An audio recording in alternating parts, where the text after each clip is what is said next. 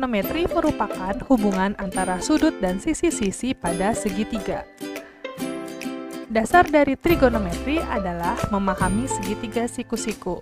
Bagaimana bentuk dari segitiga siku-siku? Seperti ini ya. Jadi ini segitiga dan memiliki siku-siku pada kedua sisinya. Lalu, perhatikan segitiga ABC berikut. Segitiga ABC ini siku-siku di C, karena ada siku-siku di titik C. Nah, sebelumnya kita pahami dulu dari segitiga ABC berikut. Jika ini titik A, maka sisi yang berhadapan dengan A disebut sisi A, ditulisnya dengan huruf kecil. Lalu, jika titik B, maka sisi yang berhadapan dengan B adalah sisi B. Begitupun C. Sisi yang berhadapan dengan C adalah C. Hanya berbeda huruf ya. Lalu, selain sudut siku-siku, sudut yang lain, di sini sudut A, lalu di sini nanti ada sudut B. Itu dulu yang harus dipahami. Lalu, dalam menentukan perbandingan trigonometri pada segitiga siku-siku, kita memerlukan bentuk seperti ini. Jika segitiga ABC, seandainya sisi AC ini adalah X, lalu sisi BC ini adalah Y, lalu sisi miring atau AB adalah R. Jadi, jika berdasarkan sudutnya, misalnya di sini sudut alfa ya. Jadi X atau sisi yang AC ini adalah sisi yang ada di samping sudut. Ya, jadi sisi yang di samping sudut ini kan ada dua, ada yang miring, ada yang lurus. Nah, yang lurus ini kita sebut dengan sisi di samping sudut. Lalu yang Y ini adalah sisi di depan sudut. Lihat nih sudut ini di depannya. Lalu R adalah sisi miring. Ya, jadi ada tiga sisi di samping sudut, sisi di depan sudut, atau sisi miring. Jadi jika sudutnya di B, maka keterangannya pasti berbeda. Sisi samping sudutnya adalah Y, sisi di depan sudutnya adalah X. Sisi miringnya tetap sama, yaitu R. Lalu, bagaimana menentukan perbandingan trigonometri pada segitiga siku-siku? Ini yang tadi segitiganya. Ingat ya, tadi sisi di samping sudut, sisi di depan sudut, dan sisi miring. Yang pertama, sinus A atau selanjutnya kita sebut sin alfa. Ini sudutnya alfa ya. Sama dengan D per mi, artinya D itu depan, mi itu miring. Ya, sin alfa D mi, D per mi, depan. Jika ini alfa, depannya Y, dan sisi miringnya adalah R. Lalu, kosinus alfa atau kita sebutnya cos adalah sami, sa per mi, samping per miring. Sampingnya adalah X dan miringnya R. Lalu tangen alfa atau tan alfa D sa, D per sa, depan per samping. Depannya yaitu Y, sedangkan sampingnya yaitu X. Selanjutnya kosekan alfa atau kosek alfa mi per D. Ini kebalikannya dari sinus ya. Ini D per mi, ini mi per D. Yaitu R per Y. Lalu sekan alfa itu kebalikannya kosinus X per R, yaitu R per X. Dan terakhir adalah kotangen alfa. Itu sa per D atau kebalikannya dari tangen D per sa, yaitu X per Y. Ya, jadi yang harus diingat, sin itu D mi, cos itu sami, tan itu D sa. Kosekan itu mi D, sekan itu mi sa, kotangan itu sa D. Lalu yang sudah kita ketahui sebelumnya, sin alfa, cos alfa, dan seterusnya. Jadi dari perbandingan-perbandingan yang ini bisa kita peroleh. Yang pertama, sin alfa per cos alfa. Di sini sin alfa Y per R, sedangkan cos alfa X per R. ya. Jadi Y per R dibagi X per R. Nah, di sini jika kita buat pembagian, maka Y per R dikali R per X. Ini dibalik kan? Lihat, ini bisa kita coret. Ya, maka hasilnya adalah Y per X. Di sini Y per X adalah tan. Maka sin alfa per cos alfa sama dengan tan alfa. Selanjutnya, jika sin alfa dikali kosekan alfa, maka ini sama. Maka Y dibagi Y adalah 1. Selanjutnya, jika cos alfa dikali sekan alfa, ini sama ya. Bisa dicoret, hasilnya juga 1. Selanjutnya, tan alfa dikali kotangan alfa, yang bisa dicoret semuanya ternyata. X dibagi X, Y dibagi Y. Maka hasilnya adalah 1. Dan tidak hanya ini saja, masih banyak perbandingan-perbandingan yang bisa kita peroleh. Selanjutnya, kita lihat contohnya. Dari gambar segitiga berikut, tentukan perbandingan untuk sinus, kosinus, tangen, sekan, kosekan, dan kotangen. Ini gambar segitiganya. Jadi lihat, ini segitiga siku-siku, ini siku-sikunya ada sudut alfa dan sudut beta. Ini sisi miringnya di sini 13, berarti kita harus mencari sisi yang tidak diketahui. Ingat, jika mencari sisi dalam segitiga siku-siku yang kita cari menggunakan rumus Pythagoras, yaitu jika sisi miringnya C pangkat 2 sama dengan A pangkat 2 ditambah B pangkat 2. Ini sisi miring, yang ini selain sisi miring. Jadi C pangkat 2, sisi miring ya, sisi miringnya 13. 13 pangkat 2 sama dengan, jika A-nya 12, boleh yang mana aja. Misalnya A-nya 12, berarti 12 pangkat 2 ditambah B pangkat 2. B itu yang kita ketahui ya. Nah, berarti 13 pangkat 2 adalah 169, sedangkan 12 pangkat 2 adalah 144 plus B pangkat 2. Ini jika bingung kita tukar dulu. Sama dengan 169, berarti B pangkat 2 sama dengan 169 dikurang 144. Berarti B pangkat 2 sama dengan 169 dikurang 144 adalah 25. Maka B sama dengan, jika kuadrat jadi akar 25, akar 25 adalah 5. Jadi di sini bisa kita tulis 5. Selanjutnya bisa kita tentukan perbandingan sinus, kosinus, dan sebagainya. Yang pertama, kita gunakan sudut alfa. Ini yang pertama sin alfa. Ingat, patokannya berdasarkan sudutnya ya. Sin alfa, sin itu adalah d mi, d per mi. Lihat sudutnya, ini alfa. Depannya mana? Depannya 5. Lalu miringnya mana? Miringnya 13.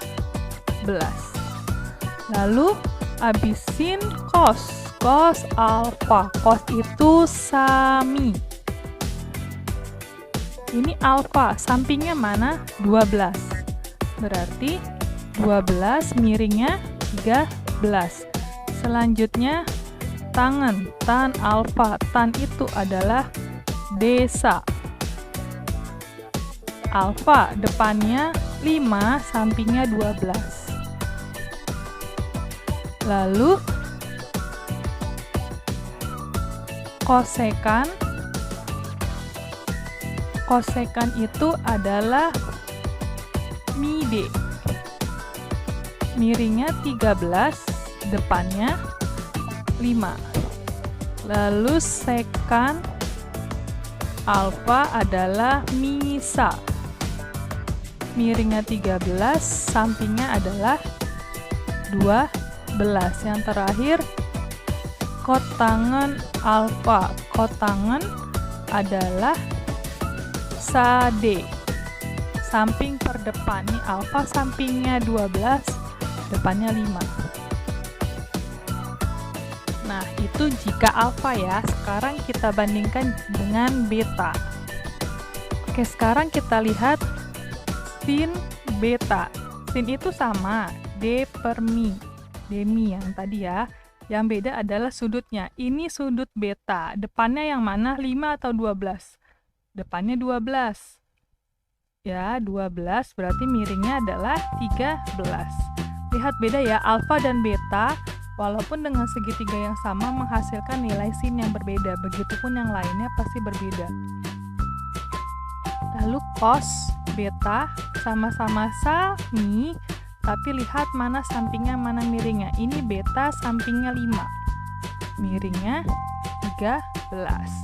Lalu tan beta sama-sama desa. Ini beta depannya 12, sampingnya 5. Begitupun kosekan mi D. Miringnya 13, depannya 12. Lalu sekan, ini beta ya. Beta sama dengan misa. Miringnya 13, sampingnya 5. Lalu kotangan beta adalah tade, sampingnya 5, depannya 12. Dalam menentukan perbandingan segitiga siku-siku ini harus tahu penentu sudutnya, lalu tentukan sisi depan dan sisi samping dan juga sisi miringnya, baru bisa kita tentukan perbandingannya. Oke, selanjutnya kita lihat contoh yang kedua. Diketahui tan B sama dengan 8/15, tentukan sin B dan sekan B. Jadi jika ada diketahui tan, sin, cos, dan sebagainya, dia bentuknya pecahan, maka yang pertama kita harus kerjakan adalah membuat segitiga siku-sikunya. Segitiga siku-sikunya buat yang mudah saja, misalnya ini. Nah, ini kan tan B, berarti sudut B. Sudutnya itu terserah, bisa di sini atau di sini. Biar mudah kita buat di sini tan B. Berarti sudutnya di sini ya. Lihat. Tan B sama dengan 8/15. Ingat tadi tan rumusnya apa sih? Tan itu desa, depan per samping, maka depannya itu 8, sampingnya adalah 15. Ingat ya, jadi kalau sin demi berarti nanti depannya yang ini, miringnya yang ini. Jadi tergantung bentuk soalnya. Nah, jadi kita letakkan depannya 8. Ini B. Ini sudut B, depannya 8. Depan nyeberang ini ya, berarti ini 8. Selanjutnya, sa itu samping. Sampingnya yang ini atau yang ini? Yang bawah ya, karena yang atasnya miring. Berarti ini 15. Nah, selanjutnya kita harus cari dulu sisi miringnya. Berarti C pangkat 2 sama dengan A pangkat 2 ditambah B pangkat 2. Karena C sisi miring, kita mencari sisi miring. A-nya misalnya yang ini tidak apa-apa, yang mana saja, ditambah 8 pangkat 2. C pangkat 2 sama dengan 15 pangkat 2 yaitu 225 ditambah 8 pangkat 2 yaitu 64. Maka C pangkat 2 sama dengan 225 ditambah 64 adalah 289. Berarti nilai C adalah akar dari 289. Akar dari 289 yaitu 17. Kita dapat C-nya 17. Nah, selanjutnya kita menentukan sin B dan sekan B. Maka yang pertama sin B. Sin itu adalah demi. Ya, jadi dari B lihat depannya. Depannya berapa? 8. 8 lalu miringnya berapa? Sudah kita dapat 17. Selanjutnya yang ditanyakan yang kedua adalah sekan B. Sekan itu adalah mi per sa.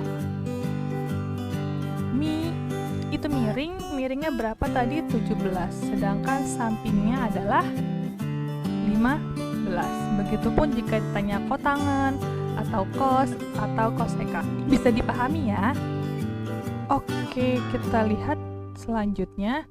yaitu perbandingan sudut-sudut istimewa. Apa sih itu sudut-sudut istimewa? Sudut-sudut istimewa dalam trigonometri adalah kelipatan dari 0 derajat, 30 derajat, 45 derajat, 60 derajat, dan 90 derajat. Ingat ya, 0, 30, 45, 60, dan 90. Nah, untuk mengetahui nilai-nilainya, perhatikan tabel berikut. Jadi ini tabel yang sebenarnya harus dihafal. Tapi yang paling sering kita gunakan adalah sin, cos, dan tan. Yang ini jarang sekali kita gunakan. Lihat ya, sin alfanya itu kita ganti dengan 0 atau 30 atau 45, 60, 90. Jadi gini, sin 0 derajat adalah 0, sin 30 adalah setengah, sin 45 setengah akar 2, sin 60 setengah akar 3, sin 90 1. Jika dilihat, ini kebalikannya. Ini kan 0 setengah akar 2, setengah akar 3, 1. Sedangkan cos ini dibalik, 1 setengah akar 3, setengah akar 2, setengah 0. Lalu untuk tan 0 setengah akar 3, 1 akar 3, lalu ini tak terdefinisi karena tan itu sudah kita ketahui, tan itu adalah sin per cos. Jadi 0 dibagi 1, 0, setengah dibagi setengah akar 3 adalah sepertiga akar 3, setengah akar 2 bagi setengah akar 2, 1, dan seterusnya. Lalu seperti yang sudah dibilang, kosekan itu adalah kebalikannya sin. Sedangkan sekan kebalikannya cos, begitupun kotangan. Kotangan itu adalah cos per sin. Ingat ya, ini harus dihafal karena ini akan sering sekali kita gunakan. Lalu perbandingan trigonometri di berbagai kuadran. Jadi kuadran, apa sih itu kuadran? Jadi untuk mengetahui hubungan sudut di berbagai kuadran, perhatikan gambar dan tabel berikut. Gambar yang pertama ini misalkan adalah diagram kartesius. Jadi yang pertama, yang arah sumbu X positif, ini adalah 0 derajat. Ingat, X dan Y ini kan membentuk sudut siku-siku. Siku-siku itu adalah 90 derajat, maka jika ini 0 derajat, kuadran itu arahnya mengarah berbalik dengan arah jarum jam. Jika jarum jam ke kanan, dia ke kiri. Jadi jika ini 0, jika ini siku-siku, maka di sini adalah 90 derajat. Jadi begitupun ini kan siku-siku lagi, berarti 90 tambah 90, ini 180 derajat. Lalu berarti di sini 180 ditambah 90 adalah 270 derajat. Maka jika kita siku-sikukan lagi ke sini, berarti ini adalah 270 tambah 90, yaitu 360 derajat. Lalu dilihat kuadran 1. Di sini letak kuadran 1. Kuadran 1 letaknya dari 0 derajat sampai 90 derajat. Jadi jika kita mengetahui sudutnya misalnya 70 derajat, ternyata dia ada di antara 0 dan 90 derajat, maka sudut 70 derajat berada di kuadran 1. Selanjutnya kuadran 2 dari 90 sampai 180 derajat. Jadi jika misalnya sudutnya adalah 120 derajat, maka sudut 120 derajat berada di kuadran 2. Lalu kuadran 3 yaitu 180 derajat sampai 270 derajat. Contohnya misalnya adalah 215 derajat. Itu ada di kuadran 3. Begitupun kuadran 4 dari 270 derajat sampai 360 derajat. Contohnya misalnya 300 derajat. Lalu apa sih hubungannya? Nah, ini. Jika ingat kartesius, ini kan X positif, Y positif. Ini X negatif, Y negatif. Jadi ini ada hubungannya. Ingat yang tadi kan X, Y, R. Sin itu ada hubungannya dengan Y, X itu ada hubungannya dengan cos. Jadi di kuadran 1 di sini lihat X positif, Y positif. Berarti ini yang di kuadran 1 nilai sin, cos, tan semuanya nilainya positif. Lalu kuadran 2 Y-nya positif, X-nya negatif, maka yang positif hanya sin dan kosekan. Lalu kuadran 3 X negatif, Y negatif. Berarti yang positif hanya tan dan kotangan. Lalu kuadran 4 yang positif hanya X. Maka yang positif hanya cos dan sekan. Selebihnya adalah negatif. Jadi yang bakal kita pakai terus-menerus adalah ini. Ini hanya perbandingannya. Jadi yang akan kita baca kuadran 1 semuanya positif, kuadran 2 sin yang positif, kuadran 3 tan yang positif, yang kuadran 4 cos yang positif. Selebihnya adalah negatif. Begitupun jika kita membaca yang sekan, kosekan dan kotangan.